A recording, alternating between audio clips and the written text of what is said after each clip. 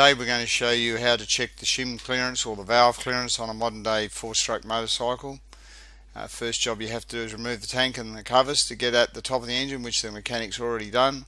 You can see now that he's removing the last of the studs that holds the rocker box on. The camshafts hide under here, which operate the valves.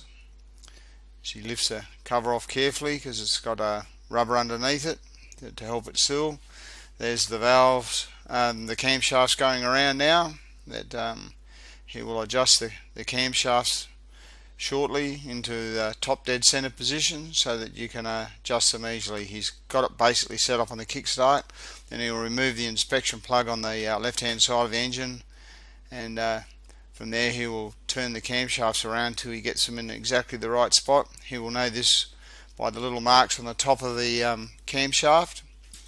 Those are there on the cam wheels themselves. You can see he's pointing with his finger. That tells you that that's the correct position for the camshafts being to be able to check the valve clearances. From there you get a feeler gauge, set it to the desired setting, and then slide it between the top of the bucket and the camshaft itself. Underneath the buckets, of course, is the valves which go down into the head.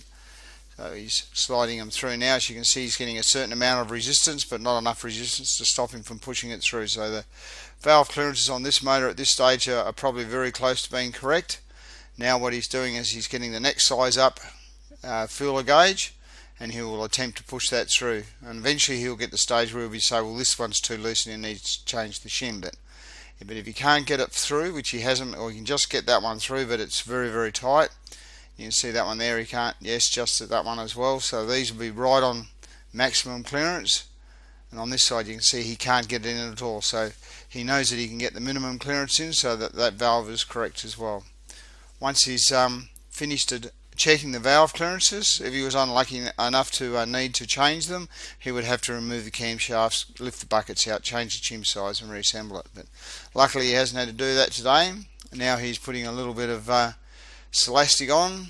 It's some of these bikes don't need any Celastic, some do. This particular model does, because it doesn't have a rubber gasket on the top of it, just has a couple of rubber bungs where it goes on. So now what he's going to do is replace the rocker cover. He's just using a non-shock mallet to position the cover down, not hitting it too hard because it's made of alloy. And then that bit of the job's done, and put the screws back in and away it goes. Now he's doing up the inspection bung on the left hand side, which he used to turn the crankshaft to get the correct position of the camshafts. Last of the bolts going into the rocker cover, making sure you don't over tighten them. That's all. This motor is made of a lot of magnesium and very, very easy to strip and wreck things. So last job, of course, is to put the spark plug in. He's already dropped the plug in the hole, which we didn't see in the video, but he's got it in there, and now he'll just tighten it up, and then that job's done. And from there, all he needs to do is replace the petrol tank, put it all back together, job finished.